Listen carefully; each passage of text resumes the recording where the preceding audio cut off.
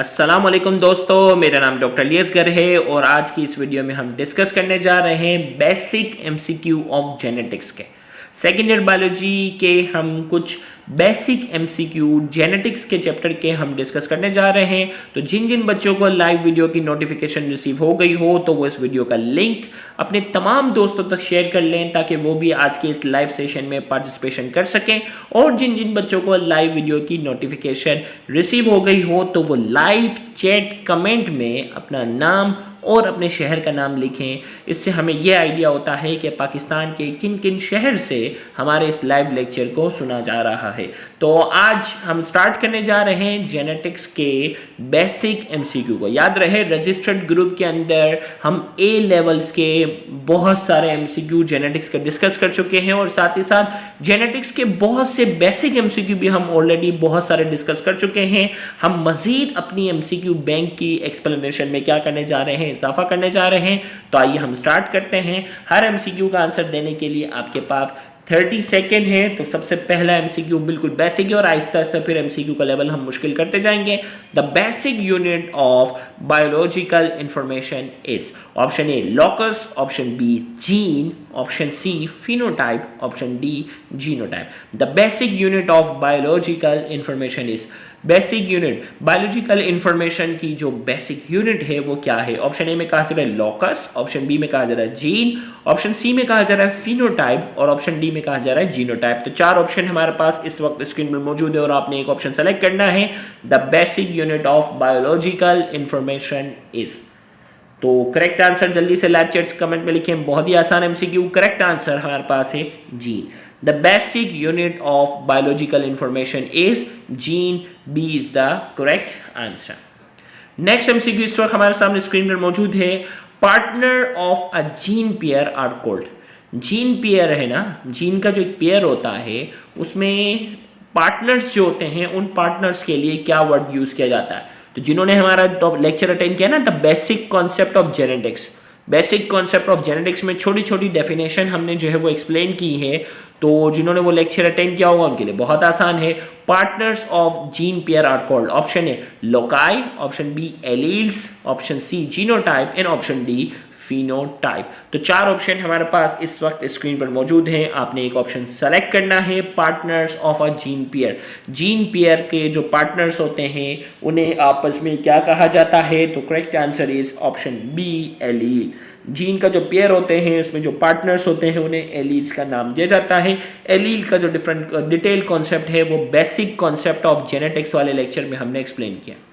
Next हमारे पास है the form of appearance of a trait is called it's.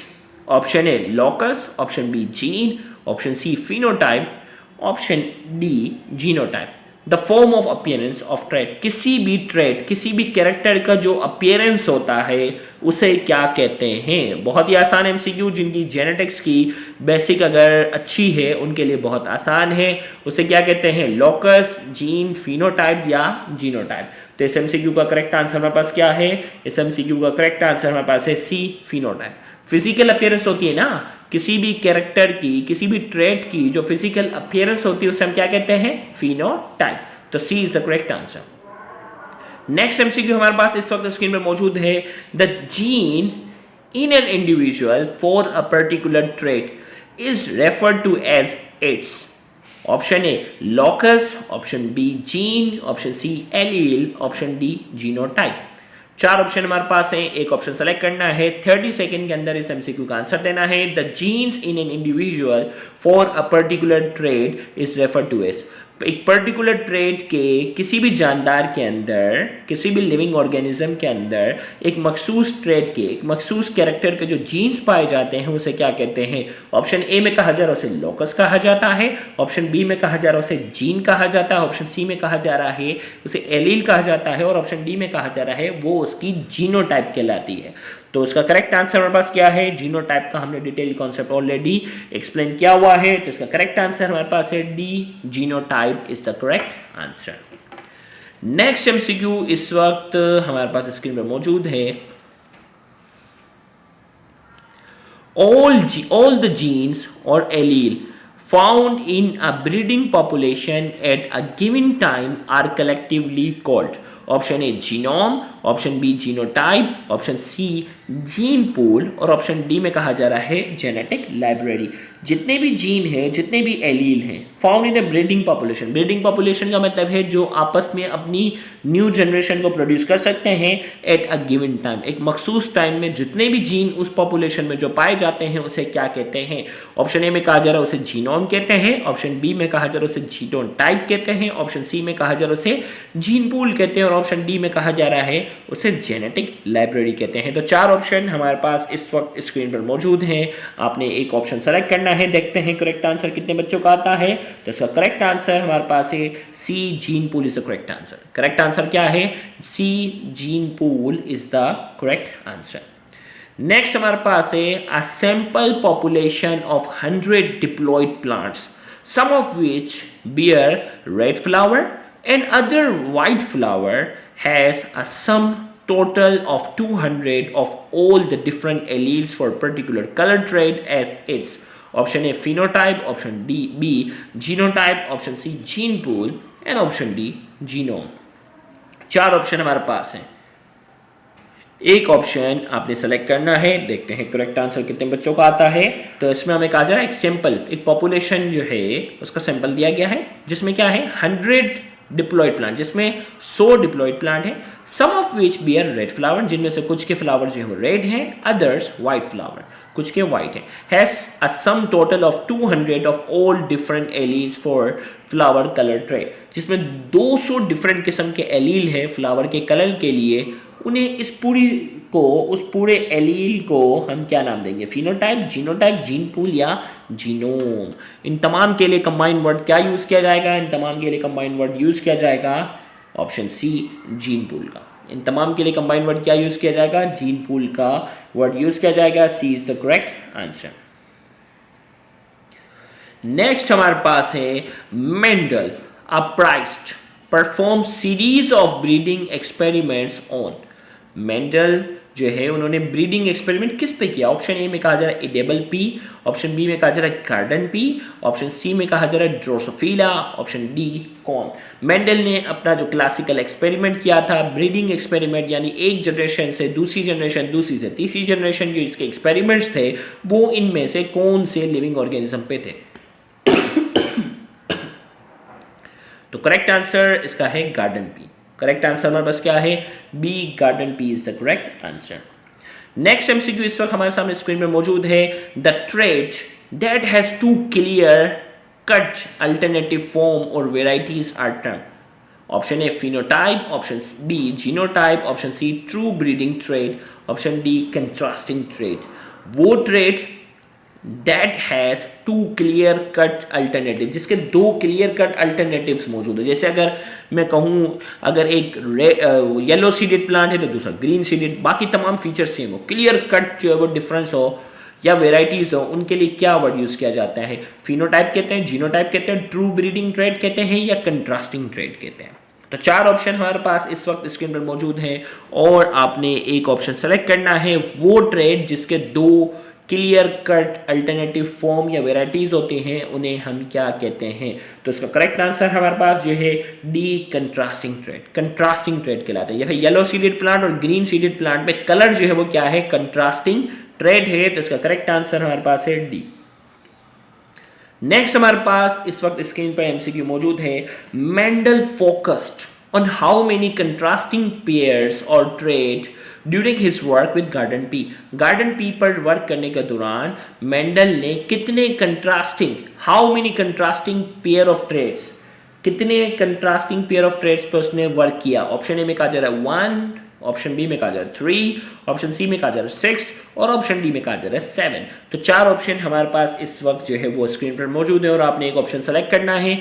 Mendel ने कितने कंट्रास्टिंग पेयर ऑफ ट्रेट पर फोकस किया अपने वर्क के दौरान? गार्डन पी पे जो उसने वर्क किया था ना, तो कितने कंट्रास्टिंग पेयर पर फोकस किया था? तो चार ऑप्शन हमारे पास इस वक्त स्क्रीन पर मौजूद हैं और आपने एक ऑप्शन जो है वो सेलेक्ट करना है। तो इसका correct answer D 7 contrasting character पर मेंडल ने जो है वो फोकस किया था। तो इसका करेक्ट आंसर हमारे पास जो है वो D is the correct answer. Next MCQ इस वक्त हमारे सामने स्क्रीन पर मौजूद है। The cross between plants that differ in one character only is called. Option A monohybrid cross, option B dihybrid cross, option C polyhybrid and option D true breeding. हमें कहा जा रहा है द क्रॉस बिटवीन प्लांट्स के दरमियान हम cross करवा रहे हैं यानी फर्टिलाइजेशन करवा रहे हैं। That differ in one character, और इनके दरमियान जो है वो कितने कैरेक्टर का फर्क है, सिर्फ एक ही कैरेक्टर का फर्क है। उस क्रॉस को हम क्या कहते हैं? ऑप्शन ए में कहा जा रहा है उस क्रॉस को हम मोनोहाइब्रिड क्रॉस कहते हैं, ऑप्शन बी में कहा जा रहा है उस क्रॉस को हम डाइहाइब्रिड क्रॉस कहते हैं, ऑप्शन सी में कहा जा रहा है उस क्रॉस को हम पॉलीहाइब्रिड क्रॉस कहते हैं, और ऑप्शन डी में कहा जा रहा है उसे हम ट्रू ब्रीडिंग कहते हैं। तो चार ऑप्शन हमारे पास है। इसका correct answer monohybrid cross. Mono का मतलब एक है और हाइब्रिड का मतलब क्रॉस। तो ऐसे प्लांट के दरमियान क्रॉस जिसके दरमियान कैरेक्टर का सिर्फ एक ही कैरेक्टर का फर्क होता है उस क्रॉस को हम मोनोहाइब्रिड क्रॉस कहते हैं। Option A monohybrid is the correct answer. Next MCQ इस वक्त हमारे सामने स्क्रीन पर मौजूद है। Mendel term the offspring of first parental generation as. Option A dominant generation, option B recessive generation, option C first filial generation, option D second filial generation. चार option हमारे पास इस वक्त स्क्रीन पर मौजूद हैं और आपने एक ऑप्शन सेलेक्ट करना है। Mendel term the offspring of first parental generation. First parents है ना, पहले दो पेरेंट्स थे, उनकी जो जनरेशन आती है उस जनरेशन के लिए मेंडल ने क्या वर्ड यूज किया? ऑप्शन ए में कहा जा रहा है डोमिनेंट जनरेशन, ऑप्शन बी में कहा जा रहा है रिसेसिव जनरेशन, ऑप्शन सी में कहा जा रहा है फर्स्ट फिलाइल जनरेशन, और ऑप्शन डी में कहा जा रहा है सेकंड फिलाइल जनरेशन। तो चार ऑप्शन इस वक्त हमारे पास स्क्रीन पर मौजूद है और आपने एक ऑप्शन सेलेक्ट करना है। तो इसका correct answer C first filial generation is the correct answer, जिसे हम शॉर्ट में F1 जनरेशन भी कहते हैं। और फिर फर्स्ट फिलाइल जनरेशन यानी F1 जनरेशन की हम सेल्फ क्रॉस करवाते हैं, और जो सेकंड जनरेशन आती है उसे कहते हैं सेकंड फिलाइल जनरेशन, जिसे हम F2 जनरेशन का भी नाम देते हैं। लिहाजा इस एमसीक्यू का correct answer C first filial generation is the correct answer. Next MCQ इस वक्त हमारे सामने स्क्रीन पर मौजूद है। The trait that appears in first filial generation is called. Option A recessive, B dominant, option C phenotype and option D genotype. चार option हमारे पास इस वक्त स्क्रीन पर मौजूद हैं और आपने एक ऑप्शन सेलेक्ट करना है। The trait that appears in first filial generation, वो कैरेक्टर जो फर्स्ट फिलाइल जनरेशन के अंदर अपीयर होता है वो क्या कहलाता है? Recessive, dominant, phenotype, genotype. चार ऑप्शन हमारे पास इस वक्त स्क्रीन पर मौजूद हैं। फर्स्ट फिलाइल जनरेशन यानी F1 जनरेशन के अंदर इनमें से कौन सा ट्रेड, इनमें से कौन सा कैरेक्टर जो है वो आता है? तो करेक्ट आंसर इसका हमारे पास क्या है? B dominant is the correct answer. अगर मैं आपको याद दिलाऊं, yellow colour Mendel's law of segregation जो हमने पढ़ा था, जिसमें येलो सीडेड प्लांट और ग्रीन सीडेड प्लांट के दरमियान हम क्रॉसिंग करवाते हैं, और हमारे पास उसमें first filial generation F1 generation के अंदर तमाम जो सीड होते हैं, तमाम के तमाम जो होते हैं वो येलो सीडेड आते हैं। तमाम के तमाम क्या आते हैं? येलो सीडेड जो है वो तमाम के तमाम आते हैं, और येलो कलर क्या होता है? ग्रीन के ऊपर डोमिनेट होता है। तो F1 जनरेशन के अंदर वही ट्रेड, वही कैरेक्टर जो डोमिनेट होता है, वही F1 जनरेशन के अंदर जो है वो अपीयर होता है। लिहाजा इस एमसीक्यू का correct answer B dominate is the correct answer. Next MCQ इस वक्त हमारे सामने स्क्रीन पर मौजूद है। Mendel allow self fertilisation among F1 monohybrid of a cross between round seeded dominant and wrinkle seeded recessive plant to raise F2 progeny he got. Option A 50% round and 50% wrinkle, option B 50% round and 75% wrinkle, option C 75% round and 25% wrinkle, option D 25% round 50% round wrinkle. Okay, 25% round, 50% round and wrinkle, 25% wrinkle. चार option हमारे पास हैं। इसमें कहा जा रहा है Mendel ने क्या किया था? Allowed self fertilisation among F1 monohybrid of a cross. भाई मोनोहाइब्रिड क्रॉस करवाया था। मोनोहाइब्रिड क्रॉस किसके दरमियान करवाया था? राउंड सीडेड जो कि डोमिनेंट है, and wrinkle seeded plant. Round seeded plant और रिंकल सीडेड प्लांट के दरमियान जो F1 जनरेशन आई थी ना, उस F1 जनरेशन की सेल्फ क्रॉस करवा दी, यानी F2 जनरेशन की बात हो रही है। तो सेल्फ क्रॉस के नतीजे में to raise F2 progeny, F2 generation आई। उस F2 जनरेशन में क्या मिला उसे? भाई देखें मेंडल ने क्या किया, सेल्फ फर्टिलाइजेशन। देखो बड़ा घुमा के सवाल दिया, जिसने अगर मेंडल्स लॉ ऑफ सेग्रीगेशन ये वाले लॉ अच्छे से कॉन्सेप्चुअल अंदाज में समझे हैं तो उनके लिए इस टाइप के एमसीक्यू कोई परेशानी वाले नहीं बनते। तो गौर से इस सवाल को समझो, मेंडल अलाउ सेल्फ फर्टिलाइजेशन। किसकी सेल्फ फर्टिलाइजेशन करवाई? अमंग F1 मोनोहाइब्रिड, यानी मोनोहाइब्रिड क्रॉस के नतीजे में जो F1 जनरेशन आई थी ना, उनकी सेल्फ फर्टिलाइजेशन करवाई। अब वो सेल्फ मतलब उनके जो पेरेंट्स थे वो क्या थे? मोनोहाइब्रिड। वो क्रॉस क्या था? राउंड जो कि डोमिनेंट था, और दूसरा क्या था? रिंकल जो कि क्या था? रिसेसिव था। उनके दरमियान जो इसने क्या करवाती है? क्रॉस करवाई है। तो मैं आपको यहाँ जो है वो कोशिश करता हूँ कि मैं आपको क्रॉसिंग करके यहाँ बता देता हूँ, ताकि वो बच्चे जिसके अगर बेसिक वीक हो उसके लिए कोई परेशानी ना हो, परेशानी उसके लिए ना हो। तो मैं कोशिश कर रहा हूँ कि यहाँ क्रॉसिंग जल्दी जल्दी से लिख लूँ और फिर मैं आपको यहाँ क्रॉसिंग करता हुआ यहाँ समझाऊँ। तो इस किस्म के सवाल है ना, वैसे तो जिन्होंने हमारे लेक्चर अटेंड किया उनके लिए तो बहुत ही आसान है ना, ऑलरेडी रजिस्टर्ड ग्रुप का हिस्सा है तो उनके लिए कोई ऐसी परेशानी वाली बात नहीं है। चले अब देखो भाई, मैंने क्रॉसिंग की, राउंड और रिंकल। राउंड डोमिनेट है इसलिए कैपिटल से, रिंकल जो है वो रिसेसिव है स्मॉल से। इनकी क्रॉसिंग करवाई, आर और आर। तमाम के तमाम क्या आ गए? राउंड। तमाम के तमाम राउंड है, क्योंकि राउंड क्या है? डोमिनेट है। डोमिनेट वो होता है जो होमोजाइगस और हेट्रोजाइगस दोनों में अपना कैरेक्टर शो करता है। तमाम के तमाम जो है वो राउंड सीडेड प्लांट आ गए। लेकिन मेंडल ने क्या किया? मोनोहाइब्रिड क्रॉस है ना, एक ही कैरेक्टर का फर्क है। राउंड और रिंकल के जो F1 जनरेशन आई थी जिसमें सारे के सारे राउंड थे, उनकी सेल्फ क्रॉस करवा दी, यानी इनकी सेल्फ क्रॉस करवाई। अब सेल्फ क्रॉस में उनको क्या मिला? आर अलग हुआ, आर अलग हुआ। आर कैपिटल आर ये हो गया, capital R small R, capital R small R, small R small R. इसमें ये भी राउंड है, ये भी राउंड है, ये भी राउंड है और ये रिंकल है। यानी 4 में से 3 यानी 75% राउंड है और 25% क्या है? रिंकल मिलेंगे। तो मोनोहाइब्रिड क्रॉस में जो F1 जनरेशन आ रही है उनकी क्या करवाई उसने? सेल्फ क्रॉस करवा दी। ये मोनोहाइब्रिड क्रॉस था, उनकी सेल्फ क्रॉस करवाई। तो सेल्फ क्रॉस के नतीजे में जो है वो 75% राउंड आ रहे हैं और 25% क्या आ रहे हैं? रिंकल आ रहे हैं। तो लिहाजा इस एमसीक्यू का करेक्ट आंसर क्या होगा? Mendel allow self fertilisation among F1 monohybrids of a cross between round seeded dominate है and wrinkle seeded recessive plant to raise F2 generation. F2 generation में क्या मिला? He got 75% round and 25% wrinkle. लिहाजा इस MCQ का correct answer C is the correct answer. Next MCQ इस वक्त हमारे पास स्क्रीन पर मौजूद है। When both the alleles of a gene pair in an organism are same, the organism is dash for that gene pair. Option A recessive, option B dominate, option C homozygous, option D heterozygous. हमें कहा जा रहा है when both the allele of a gene pair के दोनों allele जो हैं in an organism are same. भाई एलील जो है ना जीन का पेयर है, और हमें कहा जा रहा है जीन का जो पेयर है उसके दोनों जीन क्या है? सेम है। The organism is dash for that gene pair. वो ऑर्गेनिज्म क्या होगा? ऑप्शन ए में कहा जा रहा है रिसेसिव, ऑप्शन बी में कहा जा रहा है डोमिनेट, ऑप्शन सी में कहा जा रहा है होमोजाइगस, ऑप्शन डी में कहा जा रहा है हेट्रोजाइगस। तो 4 ऑप्शन हमारे पास इस वक्त स्क्रीन पर मौजूद हैं। आपने एक ऑप्शन जो है वो सेलेक्ट करना है। उस ऑर्गेनिज्म को क्या कहेंगे? उस ऑर्गेनिज्म को हम कहेंगे C homozygous. C homozygous is the correct answer. Next हमारे पास है which is not true for pea plant. इनमें से कौन सा ऑप्शन है जो पी प्लांट के लिए ट्रू नहीं है? ऑप्शन ए में कहा जा रहा है दे are normally cross fertilising, option B में कहा जा रहा है दे आर हर्माफ्रोडाइट, ऑप्शन सी में कहा जा रहा है they possess many sharply distinct traits, और ऑप्शन डी में कहा जा रहा है दे are easy to cultivate and gap between generation is short. तो 4 ऑप्शन हमारे पास हैं। हमें 4 में से 3 ऑप्शन जो है वो करेक्ट है और हमें नॉट ट्रू वाला ऑप्शन जो है वो करना। ऑप्शन ए में कहा जा रहा है दे आर नॉर्मली क्रॉस फर्टिलाइजिंग, मतलब इनकी आपस में फर्टिलाइजेशन नहीं होगी, इनकी क्रॉस फर्टिलाइजेशन होती है। और ऑप्शन बी में कहा जा रहा है दे आर हर्माफ्रोडाइट। हर्माफ्रोडाइट का मतलब मेल और फीमेल पार्ट जो है वो इनके अंदर होता है। ये तो बिल्कुल सही है।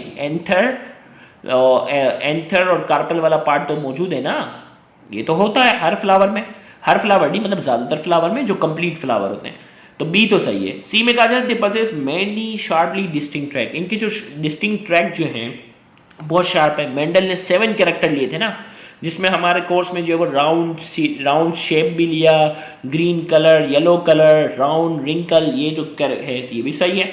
डी में कहा जा रहा है दे आर इजीली टू कल्टीवेट, इनकी कल्टीवेशन जो वो बहुत ईजी है, मैंने बाकायदा खुद घर पे कल्टीवेट करवाए हुए और बहुत आसानी से ये कल्टीवेट हो जाते हैं। And gap between generation is short, और जनरेशन के दरमियान का जो गैप होता है वो बहुत शॉर्ट होता है, ये भी सही है। तो correct answer, they are normally cross fertilising, इनकी जो है वो फर्टिलाइजेशन जब क्रॉस होगी यानी एक फ्लावर से दूसरे फ्लावर पे फर्टिलाइजेशन ही जरूरी है, नहीं सेल्फ क्रॉस भी हो सकता है, सेल्फ क्रॉस भी होता है। तो ऑप्शन ए रॉन्ग है, इनकी सेल्फ क्रॉस भी होती है और क्रॉस फर्टिलाइजिंग भी होती है। तो ऑप्शन ए जो है वो रॉन्ग है, जबकि बी सी डी क्या है, करेक्ट है। नेक्स्ट एमसीक्यू इस वक्त हमारे सामने स्क्रीन पर मौजूद है, the statement that if two existing allele for each trait in an individual segregate from each other at meiosis so that each gamete receive only one of the two allele and the allele unite again at random fertilization of gamete when zygote is formed is referred to as। ये पूरी statement दी गई और पूछा जा रहा है कि ये स्टेटमेंट किसकी है। ऑप्शन ए में कहा जा रहा है Mendel's law of segregation, option B में कहा जा रहा है Mendel's law of independent assortment, option C में कहा जा रहा है Hardy and Weinberg theorem, option D test cross. तो चार ऑप्शन इस वक्त हमारे सामने स्क्रीन पर मौजूद हैं, आपने एक ऑप्शन जो है वो सेलेक्ट करना है, इनमें से कौन सा स्टेटमेंट जो है वो करेक्ट है, ये किसकी स्टेटमेंट है। तो बहुत ही आसान है, मेंडल्स लॉ ऑफ सेग्रीगेशन। देखो सेग्रीगेट का वर्ड इस्तेमाल हुआ, तो मेंडल्स लॉ ऑफ सेग्रीगेशन वाला जिसने detail lecture, specially registered group में जो बच्चा है उसने मेंडल्स लॉ ऑफ सेग्रीगेशन वाला हमारा डिटेल लेक्चर जो है वो अटेंड किया है, उसके लिए बहुत ही आसान है, option A is the correct answer. Next MCQ है test cross is used to find out. Test cross में क्या मालूम किया जाता है। ऑप्शन ए में कहा जा रहा है homozygous nature of the genotype, option B में कहा जा रहा है heterozygous nature of the genotype, option C में कहा जा रहा है segregation of gametes, option D में कहा जा रहा है बोथ ए एंड बी। चार ऑप्शन हमारे पास इस वक्त स्क्रीन पर मौजूद है। टेस्ट क्रॉस की मदद से हम क्या मालूम करते हैं, test cross is used to find out, test cross की मदद से हम क्या मालूम करते हैं। चार ऑप्शन हमारे पास इस वक्त स्क्रीन पर मौजूद हैं और इसका करेक्ट आंसर हमारे पास है D both and B. Test cross की मदद से होमोजाइगोसिटी और हेट्रोजाइगोसिटी हम डोमिनेंट कैरेक्टर की क्या करते हैं, मालूम करते हैं। तो लिहाजा इसका correct answer D both A and B is the correct answer.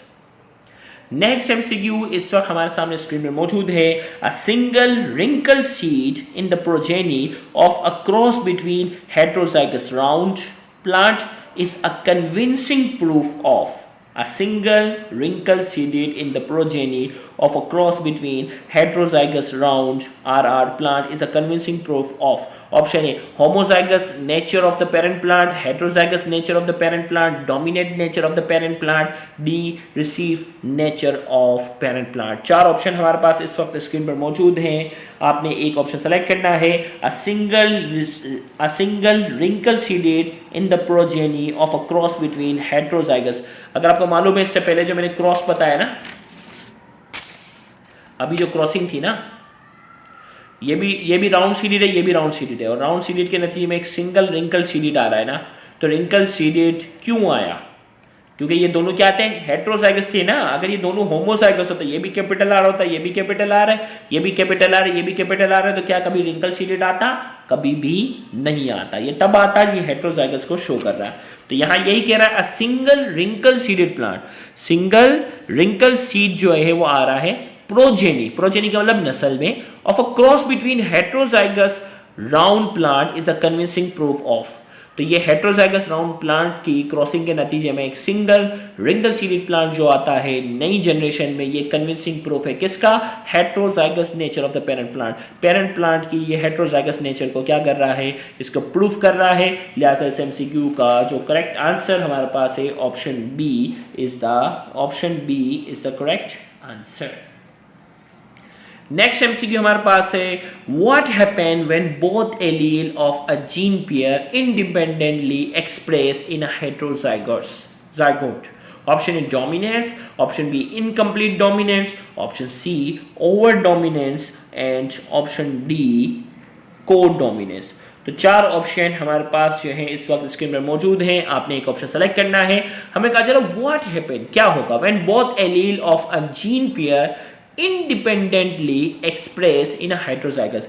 Heterozygotes के अंदर अपने आप को इंडिपेंडेंटली एक्सप्रेस कर रहे हैं, उस कंडीशन को हम क्या कहते हैं? ऑप्शन ए में कहा जा रहा है डोमिनेंस, ऑप्शन बी में incomplete dominance, option C over dominance, option D codominance. तो 4 ऑप्शन हमारे पास इस वक्त स्क्रीन पर मौजूद हैं और आपने एक ऑप्शन सेलेक्ट करना है। What happened when both allele of a gene pair independently express in a heterozygous. तो दोनों अपने आप को इंडिपेंडेंटली अगर एक्सप्रेस करते हैं हेट्रोजाइगस के अंदर, तो उस कंडीशन को हम नाम देते हैं कोडोमिनेंस का।